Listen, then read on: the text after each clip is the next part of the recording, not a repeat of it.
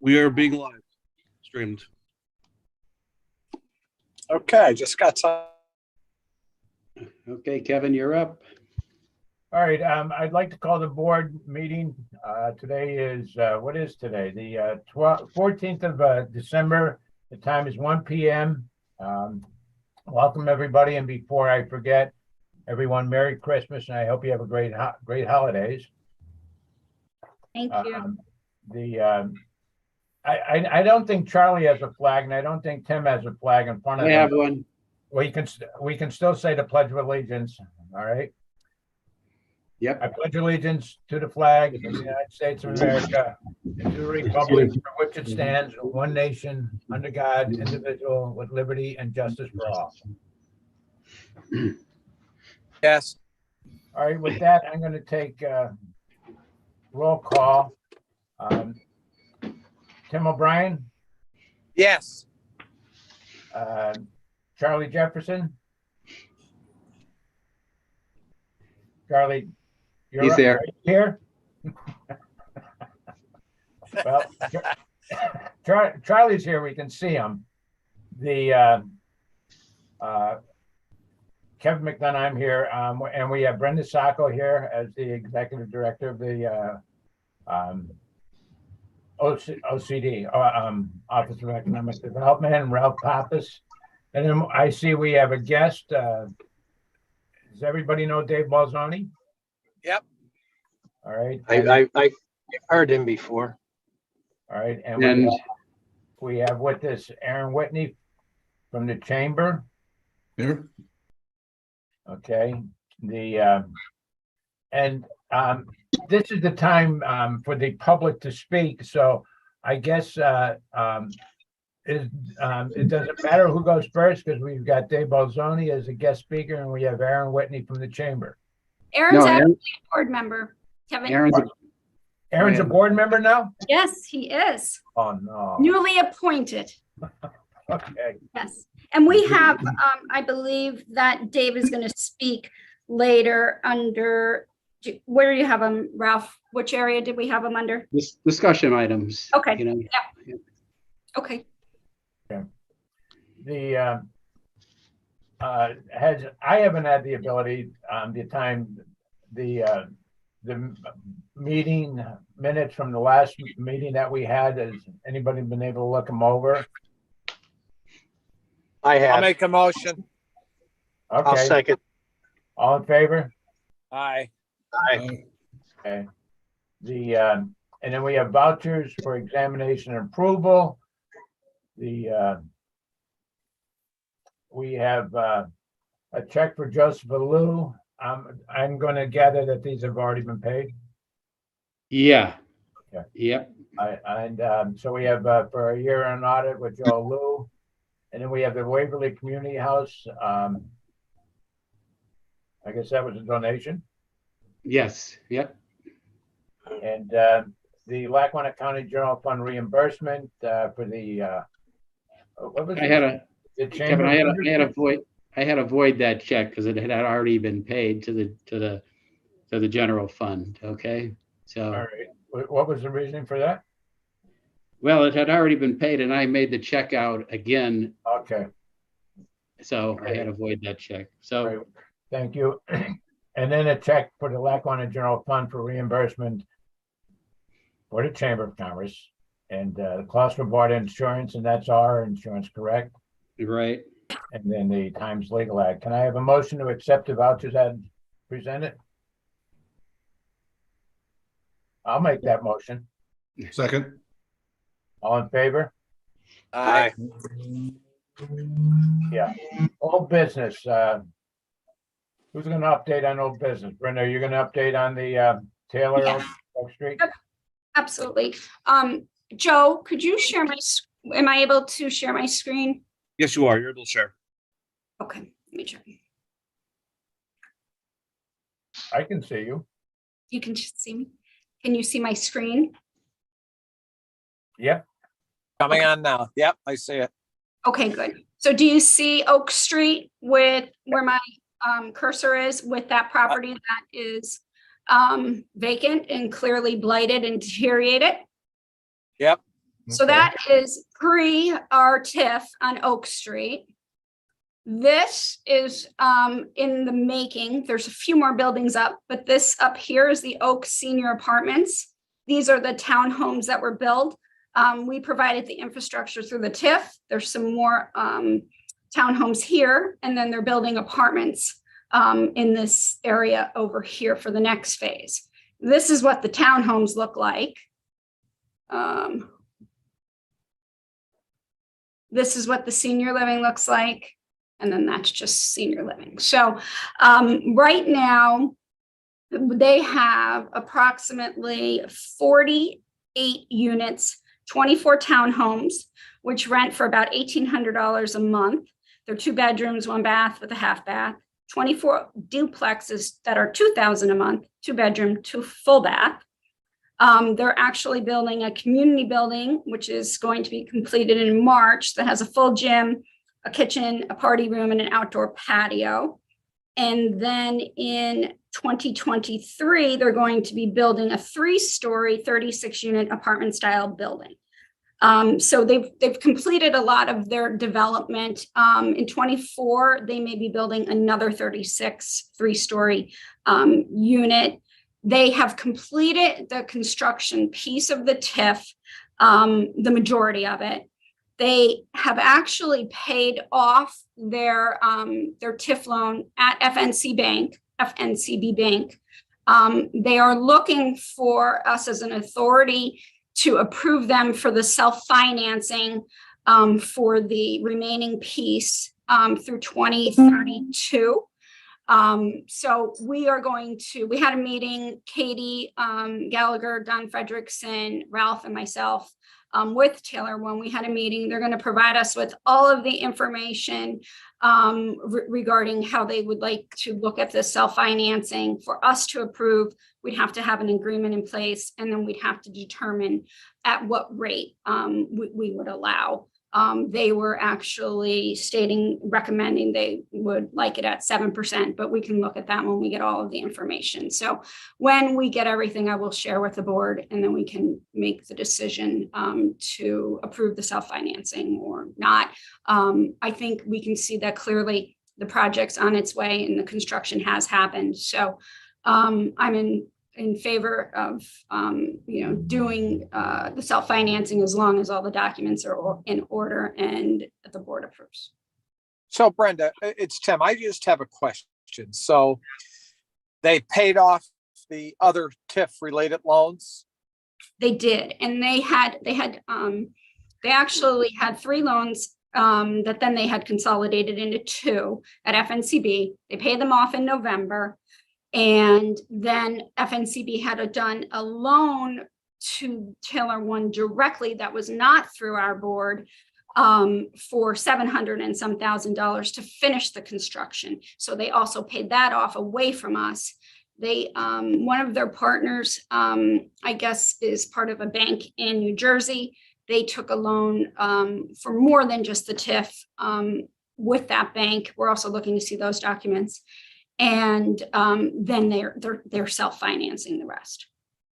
So when you mean self-financing, does that mean some or all the partners are putting up their own money? They're lending the money to the entity, and Yes. they want to get that. They want to get payments based upon maybe a tax-free deal. Is that why they're doing this? Yeah. And what we would do, instead of sending the money to FNCB to pay off the debt, we would be collecting the taxes from the taxing bodies and sending it to Taylor One LLC.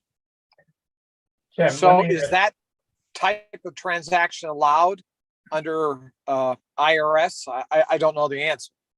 Yeah, and I don't, they had asked us this many years ago, and I know Katie had looked into it. And she had given an opinion that it was something that was going to be allowed, but again, we do not have all the legal documents. We need to make sure whatever we have is clearly legal and allowable by the act. Yeah. So that's why we'll rely on Don and Katie to give us guidance. Yeah. If it's okay and with an agreement. And Tim, I shouldn't have said legal. I should have said allowable. I know they would never do anything they shouldn't do legally, but hey, as long as it's allowable, I think I give them a lot of credit to doing this with their own money. That's very rare. Yes. Yes. Tim, the question I have is what's the interest rate on a loan with favorable? I guess they would be favorable. What type of interest rate could they get with a bank? Can't answer that question, but I think what I would say, and I don't know the terms of that 7%. I don't know if it's 20 years, 25, 5, I don't know. But it feels like a pretty reasonable rate for both sides in today's world. Unfortunately, 18 months ago, it would be a lot less. But today, that seems like a reasonable rate. Okay, that would be my only question. Are they trying to profit? Profit not only from their development, but also with their monies. And I understand trying to profit, but 7%, that's reasonable. It is rate. Then I'd be fine with it then. Yeah, it's reasonable. Given the project, I think it's reasonable. Okay. All right. That's pretty much the update on the TIF, and I will get back to you when I get all of the information. Yeah. All right. The next year's meeting schedule, Ralph? Yeah, does the board want to keep it for the second Wednesdays of the months of March, June, September, and December at 1 o'clock, or does that sound good to everyone? It does to me. Okay, and if there's anything that comes up in the meantime, we can always schedule a special meeting, and that will have to be advertised. Okay? All right. Seems reasonable. Okay. Okay, the year-end audit. Okay, yeah, it's getting that time of the year where the finance department will be asking us to get some preliminary information to them for the end of the year audit for the redevelopment authority. And last couple of years, as everyone knows, we've been using Joseph Alou. Last year, and I believe so far to date, everybody's been happy with Joe, but I will get a price from him for the 2022 year-end audit, and I will email it to the board. But if anybody has any other suggestions, we're here. Well, I think we've looked at other entities We have. We've negotiated with Joe, and he's been of good faith. Joe's an excellent accountant. Yeah, his price is way below market. So I'm all in favor of keeping Joe. Yep. Okay.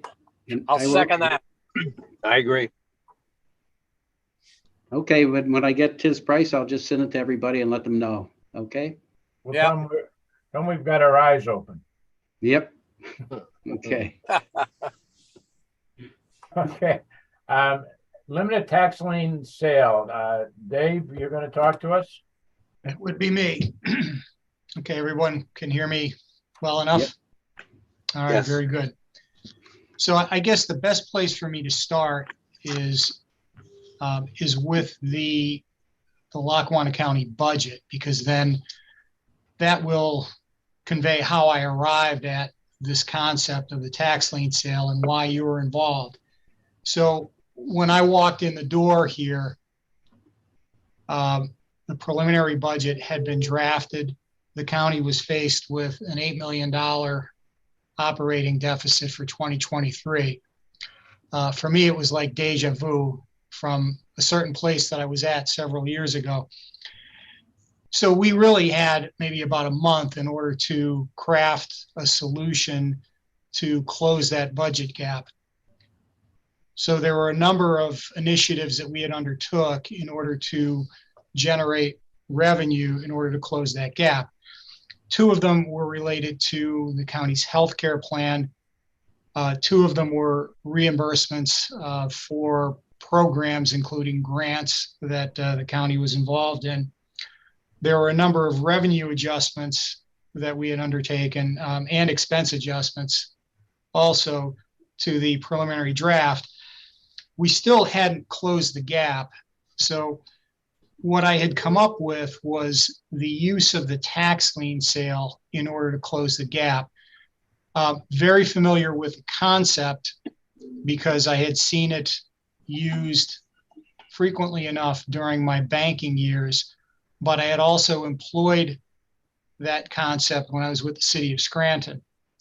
The easiest way for me to describe it is just to read exactly what it is, and I'll explain how this information came about and the third party that would be involved in this transaction other than the redevelopment authority. A taxing entity, which in this case would be Lackawanna County, would sell its delinquent real estate tax claims to a public entity. The public entity, in this case, would be the redevelopment authority, could also be a land bank or any other type of public entity, which acts as a conduit purchaser. The purchaser then borrows funds from a bank in order to purchase delinquent real estate tax claims from the county. It's as basic as that. The taxing authority, in this case, Lackawanna County, would continue to maintain its current collection system. The existing delinquent tax collector, in this case, the Tax Claim Bureau for Lackawanna County, would collect the taxes as they're required to do. And in this case, those tax claims that are sold, the revenue that's associated with those tax claims would be used in order to pay off that loan that the conduit purchaser, in this case, the redevelopment authority, would issue in order to be able to purchase those claims. So I've seen it done a number of times, generally by school districts, Scranton School District, Old Ford School District, Pittston Area School District. The difficulty I've always had with the transaction is it has always been either all or none. And I don't like that structure because when you sell all of your delinquent tax claims, you're basically handing over that revenue that you would receive for that budget year in order to basically pre-fund the collection of that revenue. And basically with the information that was provided, the tax lien program renews annually. And the difficulty is that there are costs involved if it renews annually. And because you never really fund that deficit in entirety, you wind up continuing to roll it over year after year. I don't like that. I never liked that concept. When I transacted it in Scranton, we did what I would call a limited tax lien sale. So we wound up retaining the initial year of delinquency and sold off the remaining years. So I still kept a stream of revenue in the budget for that following fiscal year. And basically we pre-funded a number of years worth of collections that wound up amortizing out over 3 or 4 years. So it allowed me to fill a budget gap and yet still retain the stream of revenue, partial stream of revenue for the collection of those delinquent tax claims. It would be the same thing here. So the structure of the transaction that I crafted is relatively unique, but what we did was we created what would be considered a limited tax lien sale. So how this would work is the county would retain the first 2 years of those delinquent taxes, which is the lion's share of delinquent tax revenue that comes in, almost $7.5 million each year.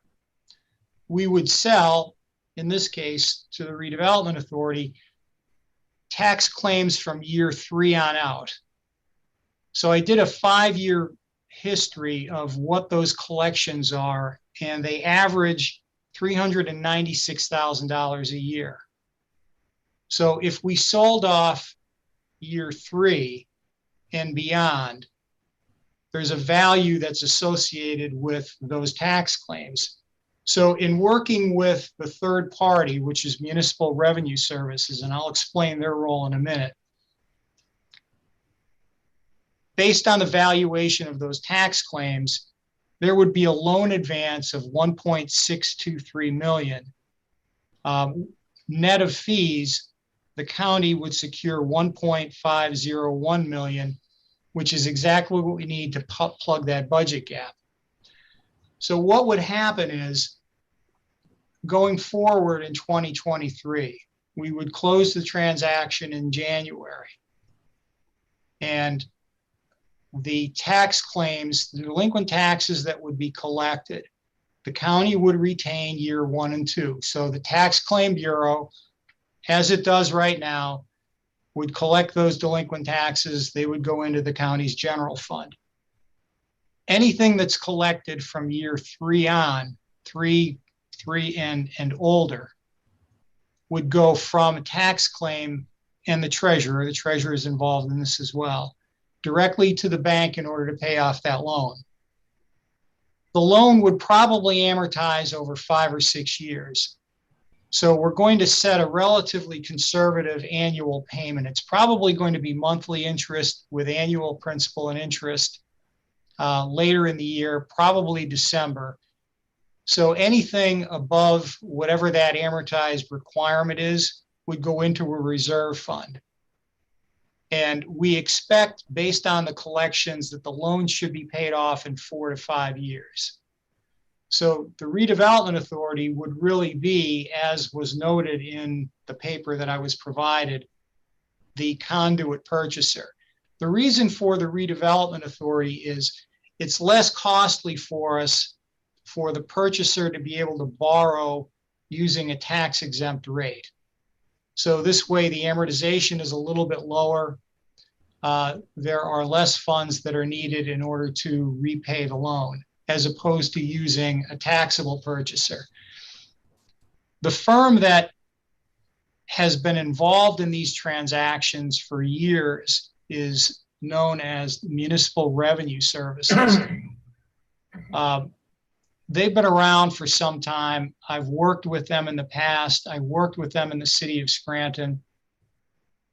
There are no other alternatives because, if you could believe it, they have a patent in Pennsylvania on this concept. So in as much as I crafted a relatively unique transaction, we still have to use them as a consultant, so to speak.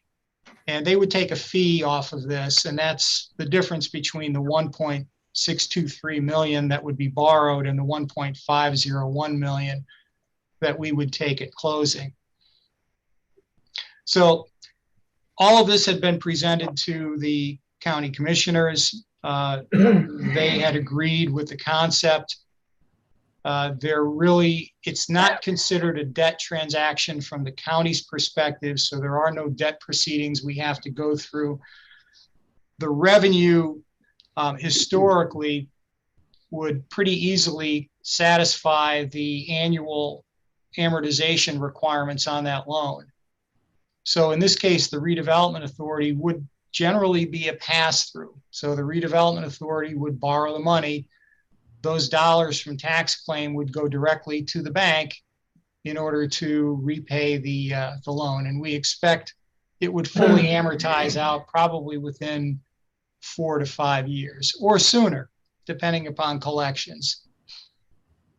Now, there's only 2 banks that are familiar with this concept that have actually worked on these transactions previously. 2 that I'd be relatively comfortable in working with. One of them is Tim's Bank, Fidelity Bank, and the other is M&T. My preference, of course, since Tim is on the board, would be to use Fidelity Bank because you'd have direct oversight, the Redevelopment Authority, on the intricacies of this transaction. So we would hope to be able to get this completed in January. There would be documentation that would be provided that would go to both the county solicitor, would also go to the tax claim solicitor and the Redevelopment Authority solicitor.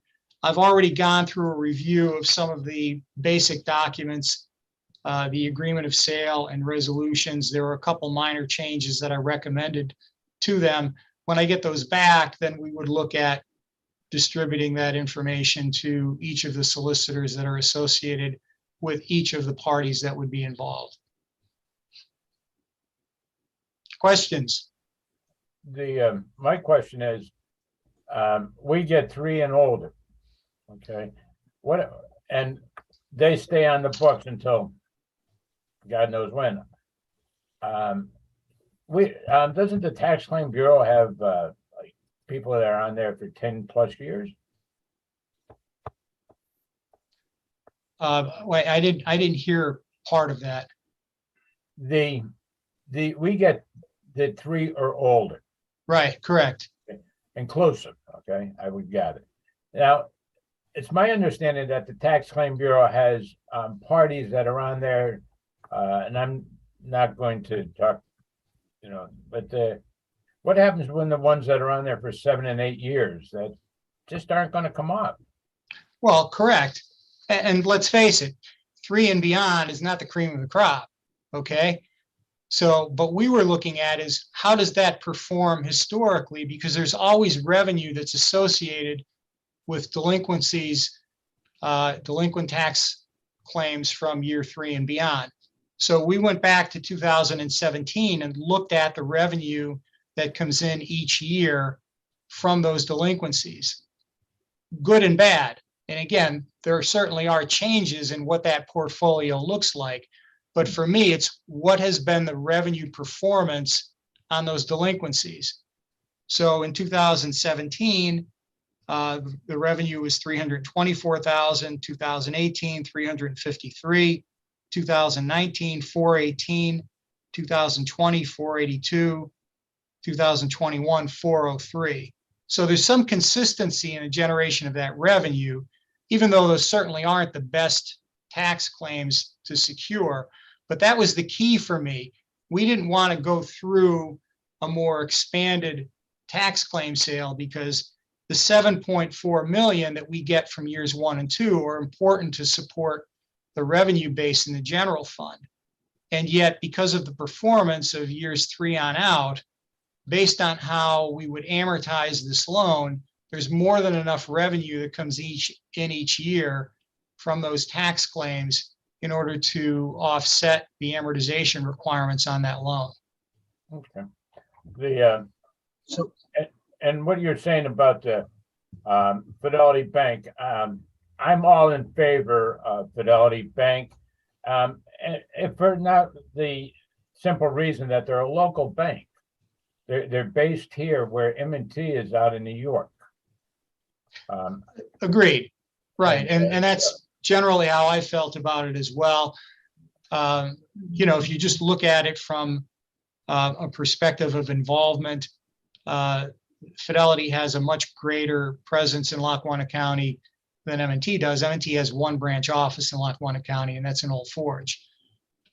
So, the fact that both banks have dedicated government finance divisions, I think, make either one of them eligible. But the fact that Fidelity Bank is right here makes the transaction an awful lot easier to go through and makes the communication much more efficient. Have you been in talks with Fidelity Bank? I have with their government finance person. Yes. All right. All right. So, Yeah, I would Dave. just like to say it's Tim. I obviously have to abstain from any voting on here, but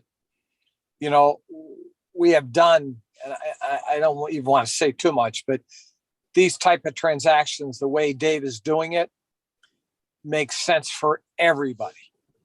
And the deals that I have done in the past personally, I think they're probably end up paying off much sooner than 5 or 6 years.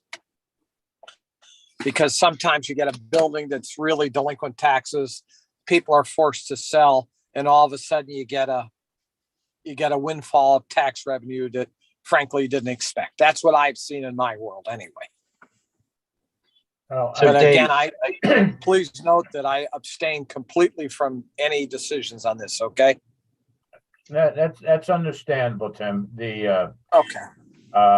I have had dealings with Fidelity and another authority that I'm on the board with, and they've treated us more than fair over the years, and they were very competitive in their numbers, so I'm all right with that one. Dave, couple of questions. So Sure. just the short summary here is basically what you're suggesting is that the redevelopment authority, although it's not this way, but in effect, the redevelopment authority is borrowing the money secured by the tax revenue that's coming in. Is that basically what this is? That's exactly what it is. Correct. So I don't want to be the negative person in the room, but what happens if in the event that tax revenue is not adequate to cover the amortization? Well, that was the point of doing the historical analysis, because you want to set the amortization much lower than what those averages are of what revenue has been collected annually. Because then what would happen is anything that would exceed whatever that payment amount would be would be put into a reserve account with, in this case, Fidelity Bank, that can be used to offset future payments in case there was a deficiency in tax collections in any of the following years. But again, based on the performance of what that delinquent tax claim revenue is, the revenue should pretty easily be available to offset whatever that amortization requirement would be. Now, in terms of, go ahead. Go ahead. I was going to say, is there a pre-funded reserve that's contemplated? There is, correct. Right. And the pre-funded reserve would mostly be to cover interest payments prior to the actual receipt of those revenues. So if we transact this in January of next year, we're going to have a lag period of time before those revenues start coming in. So if we do monthly interest and annual principal, we're going to need to set up reserves so that we'd be able to cover those initial interest payments. And the reason we set up principal at the end of the year is pretty obvious, because you've then gone through a full year of your collections to be able to accommodate whatever that principal requirement is. So to Kevin's point with respect to aging, is that trending up or down? Well, as I pointed out, Charlie, just in reading off those 5 years worth of history, we were at around $325,000 in 2017, and the last 3 years, those collections have been over $400,000. We expect those collections to continue in that range. And again, we're looking at setting the payment amount at either $350,000 or under, so that we can build up sufficient reserves to either cover any deficiencies in future years, or what my expectation is to be able to accelerate the amortization of that loan to pay it off even sooner. So every dollar that gets collected from those tax claims winds up going into, and Tim, whether we set up a trust account, it would basically be a lockbox situation, Charlie, where those dollars go directly from the collector right to the bank and are applied exclusively to the balance of that loan. So none of those could be manipulated by the county at all. In this case, there would be UCC filings in order to create that lien on delinquent tax revenues. So that stream is available until that loan is paid off. So two other questions. One, a question and a statement, but we the Redevelopment Authority are not in any way, shape, or form getting ourselves involved in the collection of these delinquent accounts. Correct. We're totally outside of that. Okay. Right. All right. And the second question is this intended to be an ongoing program wherein you do this once, let's assume that it gets paid off in 3 years. Is this something that we would be doing again, or is this a one and done? Believe me, Charlie, if I have to face an $8 million deficit every year, I'm not going to be here all that long. No, and the reason I structured this as a limited tax lien sale is because I wanted to avoid the recurring nature of a full tax lien sale. And that's what I've seen happen with a lot of the school districts that transact these full tax lien sales. So the problem is that, you know, it's great because you're able to pre-fund whatever that deficiency is in that budget year, but you're also handing over all of that revenue that you would normally collect. I didn't want to hand over the lion's share of that revenue. I wanted to make sure I kept it. So to me, this was an excellent compromise. It minimized the amount of exposure, in this case, to the redevelopment authority and also to the county in terms of exposure based on how much of that revenue we're going to give away. But I would be reluctant to use the transaction generally in most cases because I don't really like to give up revenue. But in this case, it works. It's a limited dollar amount. It fits the circumstance because I'm able to pre-fund a deficiency and giving up revenue that is really relatively limited in a $150 million operating budget. So in a $150 million operating budget, I'm giving up almost $400,000 a year. I don't mind that kind of trade-off at all. Yep. I could live with that, but I don't want to have to do this every year. I mean, I would hope that, you know, we would be in a position where the county would be able to sustain its budget just based purely on managing revenues and expenditures. I no more questions.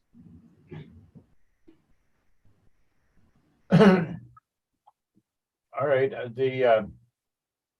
what would be our next step then, Dave? Well, next step would be for me to assemble documents for your solicitor to review, as well as Joe Joyce and tax claim, and also the county solicitor. When the documents are reviewed, we at that point would look at trying to set a transaction or a closing date, which would be sometime in January, probably the latter part of January. Obviously, there's a resolution that would have to be adopted by both the county and the authority. So you would have a meeting sometime prior to whenever that scheduled closing would be in order to approve the resolution to have the transaction continue. This resolution would be penned by the county, or would we need to get, well, Katie's going to be involved in this, correct? She is, correct. The documents are being prepared by MRS and the attorney that they use. So they would prepare the documentation. I would then channel it to each one of the solicitors to review. Any changes that any of the solicitors would request would then be forwarded to MRS and their counsel in order to execute any of those changes. One last question. Where is MRS located? Where are they based out of? Their offices are based in the Pittsburgh area. Okay. Yeah, and again, I've known them for a long time. I've worked on some of these transactions from a banking perspective myself. Of course, executed one when I was with the city of Scranton, which worked out very well. So it's a transaction that fits in certain circumstances. And in this case, the way I had wanted to structure it was agreed to by MRS. Normally, they like the full tax lien sale because they make more money off of it. But in this case, we only needed $1.5 million. It didn't make any sense for me to sell tax liens and take in $8 million when I needed $1.5 million. So, you know, this was the way we structured the transaction. After a number of meetings with them, they agreed to it. So at this point, we're just looking at pursuing it. All right. Is there a, sorry. Go ahead, Charlie.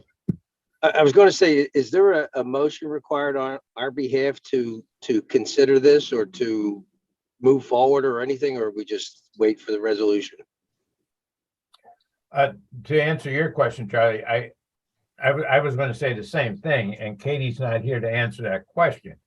I I think as a board, we could make a motion to entertain this. I don't know if we need to win a quorum and talk about it. Or do, are we we have a quorum here, are we okay with this? Going along with the county on this? I'm okay with it. Well, we lost Tim. Well, Tim, we Yes, can't to even, abstain. can't even talk to Tim on this.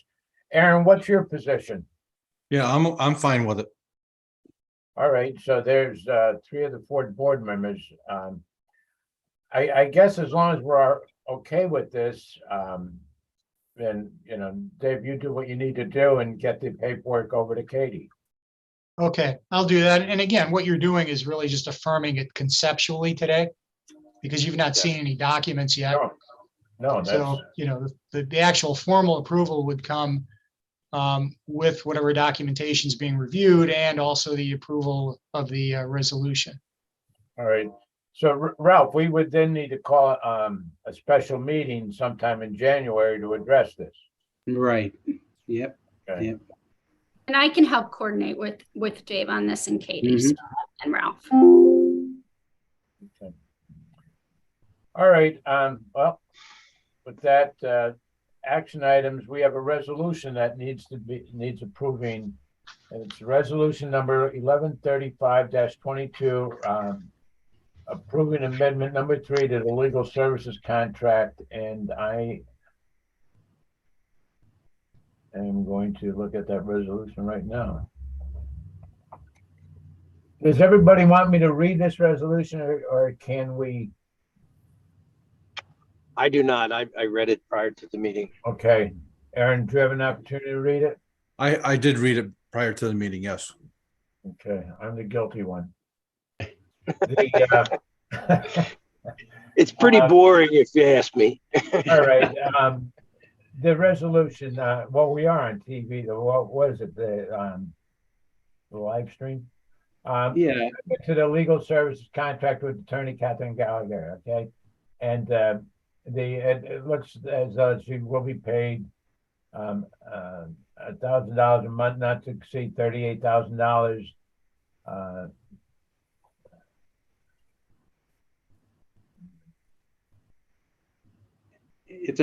Kevin, it's an amendment that's retroactive. So, we're covering our bases here, All right, and this is outside, Actually, Kevin, the Economic Development Department covers the fee. okay. All right, well, as you can see, it's adopted and approved the 11th day of December, the 11th day of December 14th. Uh-oh, no. Yeah, that's wrong. That's wrong. I have an extra. Well, with regards to the resolution, can I have a motion to approve the resolution as submitted? I'll make a motion to approve it. Second, And I'll second. all in favor? Aye. Aye. All right. Obviously, we'll make the date change. Yes, Yep. Ralph will do that. Yes. All right. Resolution number 1135-22 has been approved and moved forward. How about open discussion? Do we have anything to talk about? Very quiet. I do not. You're quiet. It's a short December. That's what I have to talk about. I just realized there's one shopping weekend between now and Christmas. And you didn't buy anything yet. I bought a couple things, but not enough. I'm way behind that benchmark. Okay, everyone, as I said to everyone earlier, Merry Christmas, enjoy your holiday season. And with that, I'll make a motion to adjourn the meeting, and then Ralph will let us know about the special meeting January. Right. Yep. All right, everyone. Thank you. Happy holidays, everyone. Thank you. Okay, Thank you. Merry everyone. Christmas. Happy New Year. Christmas. Take care. Okay, Happy New Year, everyone. Goodbye. Bye. Thank you, Dave. Bye. Thank you. Thanks.